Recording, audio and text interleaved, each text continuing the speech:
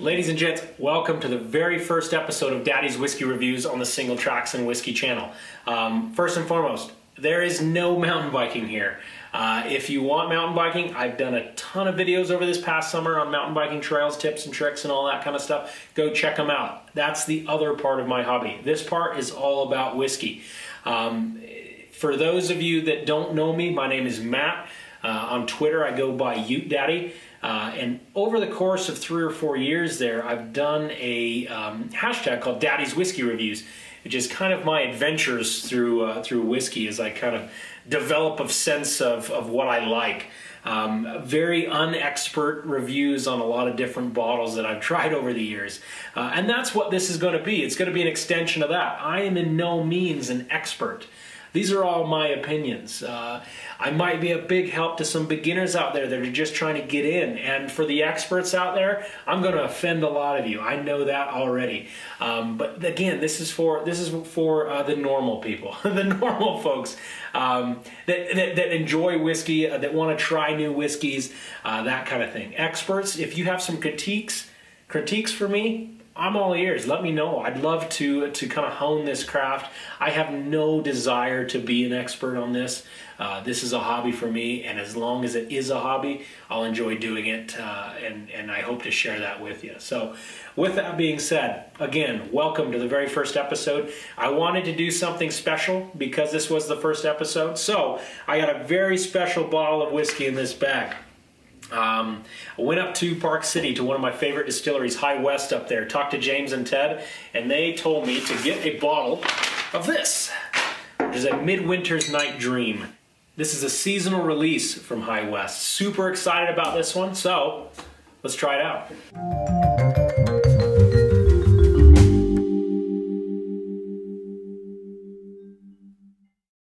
All right, folks, a Midwinter's Night Dream. This is, again, a seasonal release. I believe this is the 5th time that they've actually done this. I have never tried this particular product of theirs before. So what it basically is, it's a blend of straight rye whiskeys that they actually age in port barrels to give it some fruit notes to it, to give some fruit notes to the whiskey. I'm pretty excited about it. Let me start by saying that this is not an inexpensive bottle of whiskey. This is $100. Which is steep. It's very steep for those just getting into it. I can't honestly recommend yet, at least, for you to go out and plop $100 down on a bottle of whiskey. There are plenty of good whiskeys in the $30 to $40 range, which is where I kind of like to live. But special occasion, special release, I figure why not. All right, so how this is going to work is like this. On Twitter, on Daddy's Whiskey Reviews, all I did was give you a couple of notes about it, what it kind of tasted like, and then I gave you a score between 1 and 5.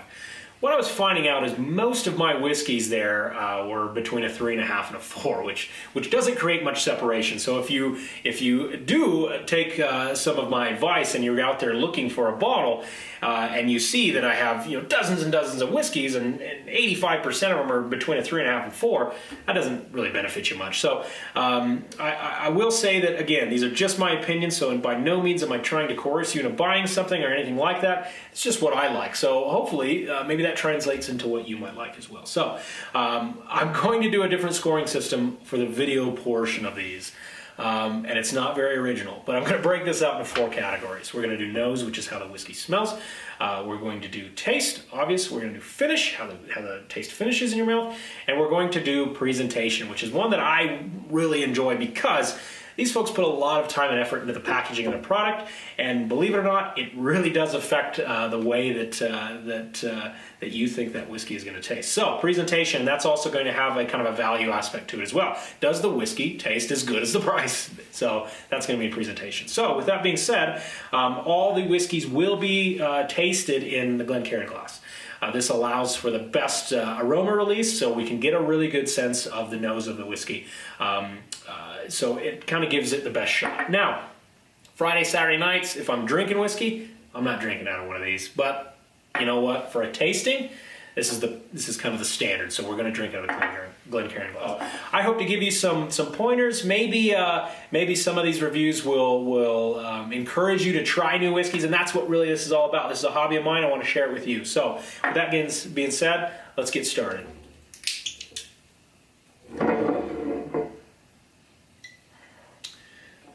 heavy fruit right off the bat there. Let's get it in the glass and see what we have. I'm just going to pour a small amount in there. Swirl it around for just a minute, see if it opens up a little.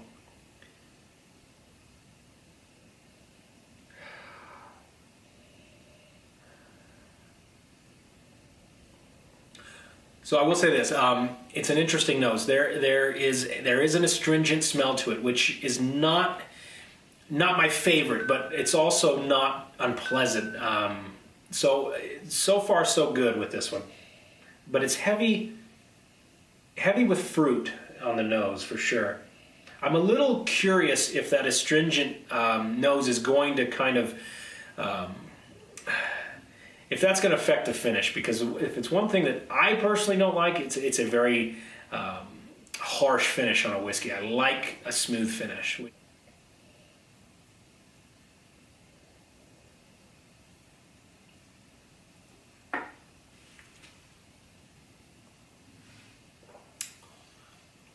All right, that's very good. Right off the bat, what I notice is a huge kick of vanilla. Which is very pleasant. I am a huge bourbon fan, so that vanilla was like yes when I took that sip. Some cinnamon in there as well. A lot of spice and fruit. That aging in those port barrels really comes out in that. Now, that's probably what they were going for. This tastes like an expensive whiskey. There's a lot going on there. Let's give it another go.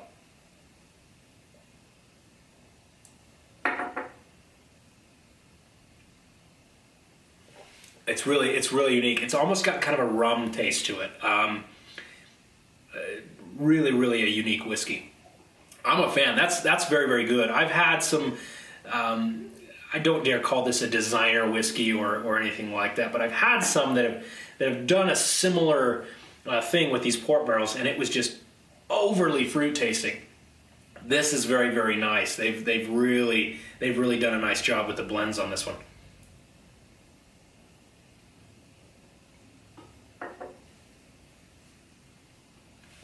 The finish is not astringent at all. It's not a harsh finish. It's strong, but by no means is it super. Does it taste super alcoholic or anything like that? If that makes sense, you don't have that strong alcohol flavor at the end. It's very smooth. It lingers for a very, very long time, and it's got a very good spice note to it. I'm a huge fan of that finish. That's how a whiskey should finish, in my opinion. Very, very nice. That's very, very good. All right, thought about it a little bit, tried it a little more. Here's where I'm at with this one. Let's start with nose. Wasn't a huge fan. It certainly wasn't my favorite, but it's not something that I was overly excited about. When I smelled it, I had this kind of idea that the finish was going to be very intense. So the nose kind of hit a 3 for me, a 3 out of 5, which is by no means a bad score, but it certainly wasn't my favorite. The taste was fantastic. That initial kick of vanilla was unbelievable, and then what it transitioned to when it went to there was cinnamon and fruit and spice and everything, and it all blended very, very well. The taste was fantastic. I'm giving it a high mark of a 4 on the taste. The finish of this thing is where this whiskey shines. I think it's going to get a 4.5 out of me. I can't honestly tell you yet if I've had a whiskey that will give me a 5 on that, but we'll just have to wait and see. But a 4.5 is damn good, and that finish was perfect. I mean, it was good. Presentation. I'm a huge fan of how High West bottles their product. It's got a very handmade feel to it. It just feels kind of old mining town, which if you've ever been to either the restaurant or the wine ship facility out there, go. You've got to see it. They're fantastic facilities, and the folks are super nice. The food at the restaurant is fantastic, and of course the whiskey's good. They've got a ton of other stuff out there that I'm a huge fan of. But I mean, just look at this bottle. It's got a very, like I said, handmade. All the imperfections in it. The embossing is very. It aligns with the theme of everything that they do, which they've got a fantastic marketing department out there. The labels, everything. So huge fan of the packaging of the bottle, the value of it. like I said before, this tastes like an expensive whiskey. It is not something that you would be mixing with anything at all.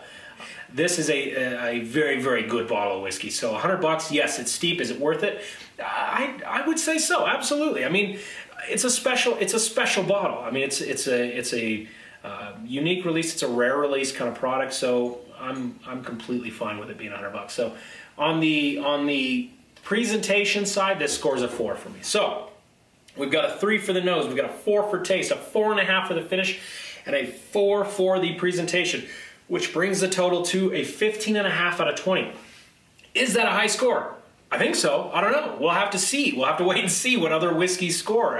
This is a whole new adventure for me. So it really boils down to this. Would I recommend it? Absolutely. Go up to the distillery, go up to the restaurant, try it out. See if you love it. Buy a bottle of it, man. I mean, keep this in your collection, and that's what it's about, is collecting these things, trying different ones.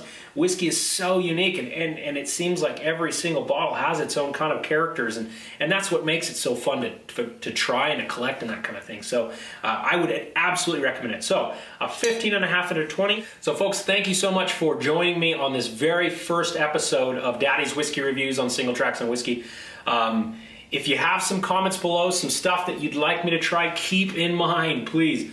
I'm from Salt Lake City, Utah, or I live in Salt Lake City. I'm from New Mexico, but I live in Salt Lake City, Utah.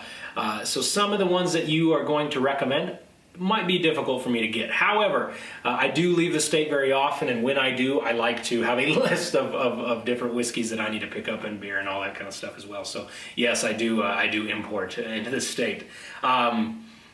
Don't come after me. If you have some questions, I'd be happy to answer them. But I will give you this warning. It's gonna be an opinion. Again, I'm not an expert on this kind of stuff. I know what I like, and I want to share that with you and see maybe if that aligns with what you like too. So thank you so much for joining me, and we'll see you next time. Thanks.